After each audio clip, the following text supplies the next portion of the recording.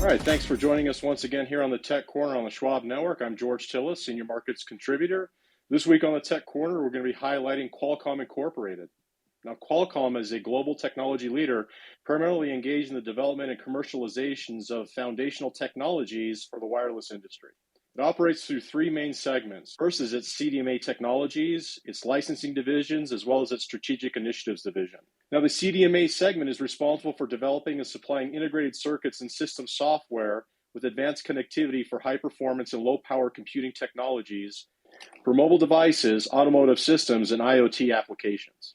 Qualcomm's licensing division is an extensive portfolio of patents which are essential for manufacturing and selling wireless products based on technologies like 3G, 4G, 5G, as well as the upcoming 6G networks.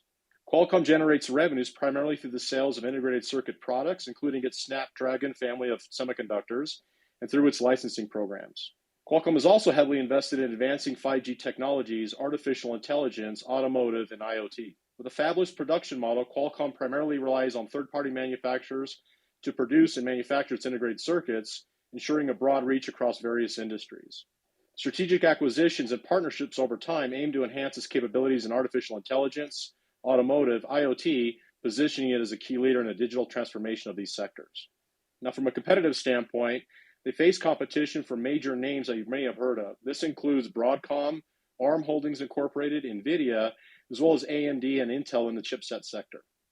The company's strategic focus on AI and 5G technology further strengthens its position, allowing it to deliver high-performance, low-power solutions that meet the increasing demands for advanced connectivity, computing capabilities in various industries. Now, in recent news on April 30th, the company reported its fiscal Q2 earnings. It posted a $2.85 non-GAAP adjusted earnings, which beat by 3 cents. Revenues topped the estimates, which were expected to be 10.58. They increased them by 17%, posting $10.98 billion in sales. Now, from a segment standpoint, chip handset revenue grew 12% year over year, as subsidies in China are aiding the sale of premium Android-based smartphones, which rely on Qualcomm's advanced processors. The automotive and Internet of Things segments remain strong, driving 59% for the automotive segment, as well as 29% year-over-year growth for IoT, respectively. Albeit these two segments actually grew quite substantially, however, their smaller revenue base of total Qualcomm's business. Now, a weaker area of Qualcomm's business posted last quarter was its licensing revenue, which was flat growth year over year to $1.32 billion. Now, in more recent news on June 9th, the shares actually jumped quite substantially on news of a $2.4 billion acquisition of AlphaWave. This acquisition aims to accelerate and provide key assets to Qualcomm's company expansion into data centers to bolster its AI infrastructure offerings and providing a strong growth platform.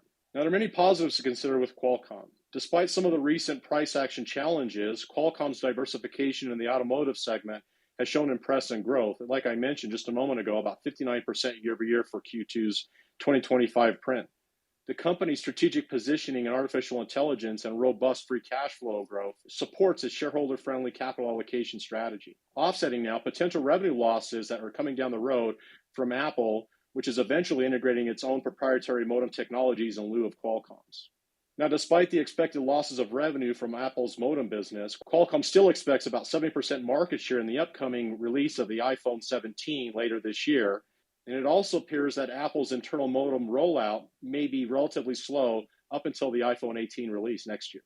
Qualcomm also hinted in its most recent earnings release that its baseline Snapdragon chip within Samsung smartphones presumably top about 75% total in its flagship Galaxy models. From an earnings multiple and valuation perspective, Qualcomm is trading below its own historical 5-year average earnings multiple, which is around 16 times earnings. Right now, it's trading around 13.5 times, which suggests the company is trading at a significant discount to its historical average. Now, despite some of the positives around Qualcomm, we have to address some of the concerns as well. Qualcomm's heavy reliance on the cyclical mobile phone markets poses risks, especially with the anticipated loss of Apple's modem revenue over the next 2 to 3 years can present a major headwind for the company. Other risks to consider include weaker premium handset market demand, growing competition from Chinese firms like Huawei, and geopolitical tensions. Take into consideration that about 75% of Qualcomm sales are international, and China comprises about 45% of total revenue. Qualcomm also faces significant exposure to trade restrictions and tariffs.